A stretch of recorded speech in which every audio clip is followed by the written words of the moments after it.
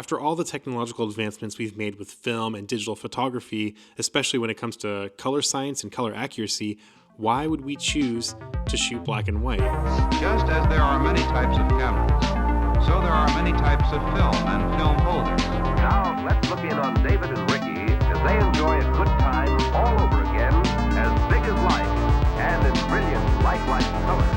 Ever since Kodak released Kodachrome in 1953, people have rightfully been obsessed with color photography and color films. 1961 was actually the last year that Hollywood released predominantly black and white films. With 1962 and beyond, all of the releases were dominated by color films. It's easy to see why color is an obvious choice. I mean, if you're taking a picture of a beautiful sunset or a scene at a beach, especially with modern digital cameras and our phones, we have the ability to take vibrant, bright, beautiful color images. So why then would we choose to shoot in black and white, and especially black and white film? Well, for me, I think there are two main reasons why I continue to shoot black and white film and why I really enjoy black and white for very specific situations. The first reason is that it allows me to focus on what's important in the scene, which is light. Oftentimes when I'm shooting color with color film or digital, I am really concerned with the white balance, the color, anything that's in the scene that I'm shooting that might be distracting because it's a bright color. I feel that when you take the color aspect away, you can then appreciate or notice the lighting and tonality a lot more than if it was a color scene. I can shoot my Fujifilm X-T3 in RAW format, record all the information in RAW on my card, but the camera will show me a preview in whatever color profile I want. When I'm shooting, I choose black and white.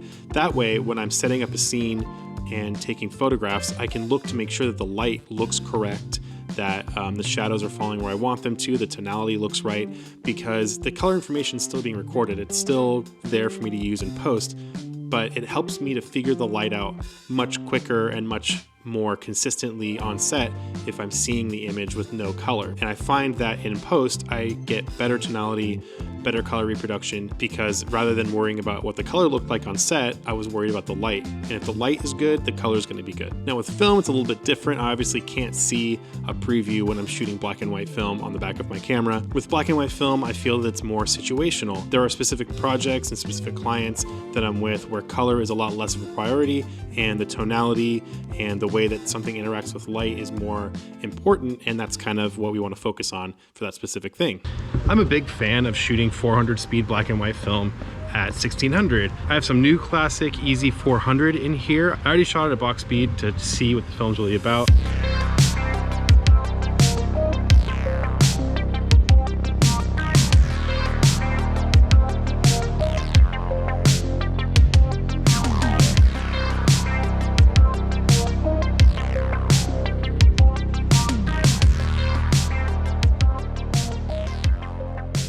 Editor Chris here. I'm putting this together and I'm looking at the images that I shot at 1600 that day and comparing them to the images I shot before at box speed or 400 ISO, which is what this film is rated for.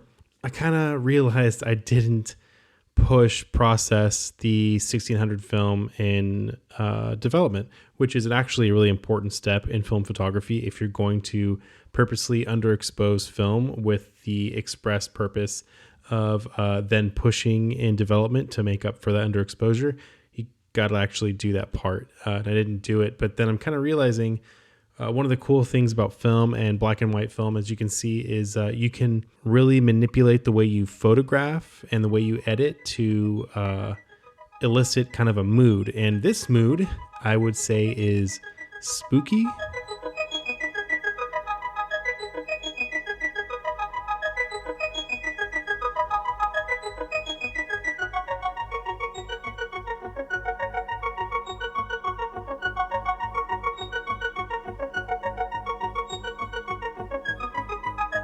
If I wanted the person viewing it to kind of have a sense of dread, underexposing this film would do that. I think that's actually kind of neat, that I did this on accident, because it definitely was not my intention. But that kind of just goes to show how powerful and impactful different ways of shooting and developing film can actually be, and how it really can change your outcome, for better or worse.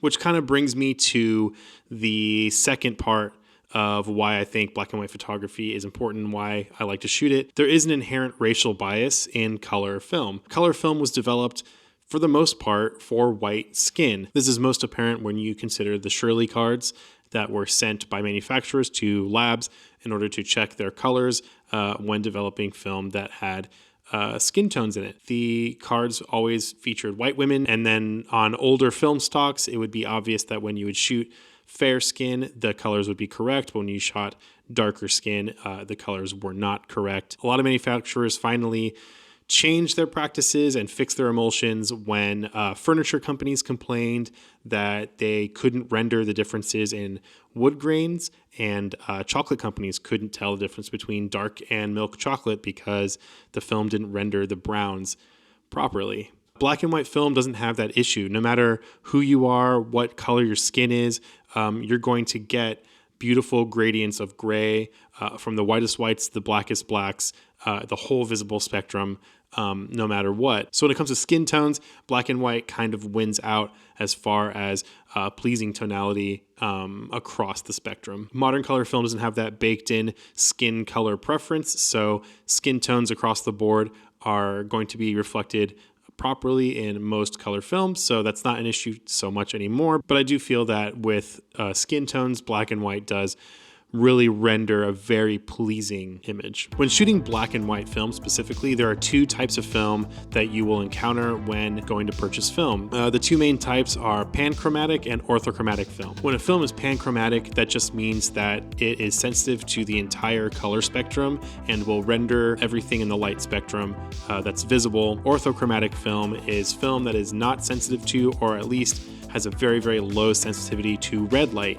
meaning that if you have anything red in your scene, it is going to be rendered black or very dark, which means that that film is used for very specific things and not typically something that you're going to reach for when shooting black and white, unless you have a very specific thing in mind or you're shooting something very specific. Orthochromatic film is often not used for portraiture because if you have any blemishes that are red on your face, it's going to make them very dark and very noticeable. There are some photographers who do use orthochromatic film for portraits because it does emphasize features on your face in a very dramatic way, which can lead to very, very dramatic, interesting portraits. What you're going to be running into most of the time, and the black and white films you're going to be used to, are panchromatic films like Ilford HP5, Kodak Tri-X, Kodak T-Max. Interestingly, the film The Lighthouse, which was directed by Robert Eggers, was shot completely on Kodak XX5222 film, which is a black and white cinema film.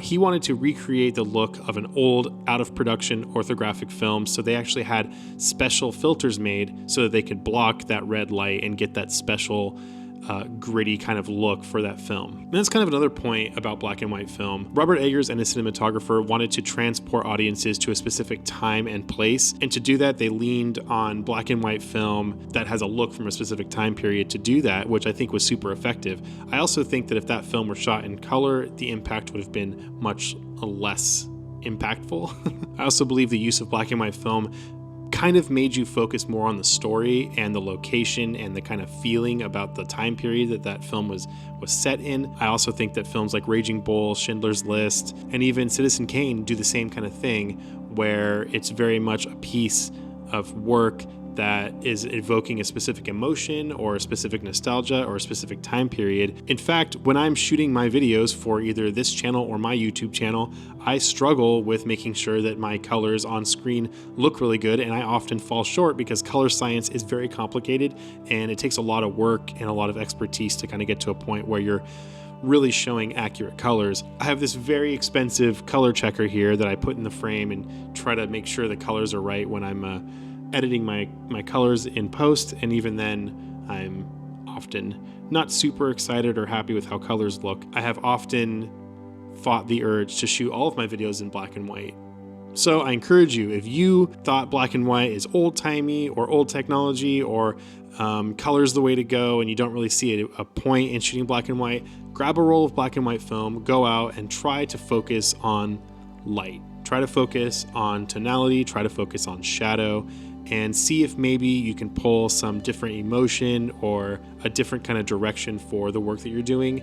I think that it is a good practice for every photographer to try and shoot black and white film when they have the chance to kind of hone their eye back to what's important, which I think is light. I also think that shooting more black and white film and mastering the ability to kind of figure out how light is working in a scene is just going to make your color work that much better. Thank you guys for coming to another video. I hope this was informative, and I hope this was inspirational in some way. If you have any questions, leave them in the comment section. I'm going to be on for the first couple hours while this video is up, answering questions or having conversations with you guys. I look forward to hearing from you and seeing you in the next one. Later.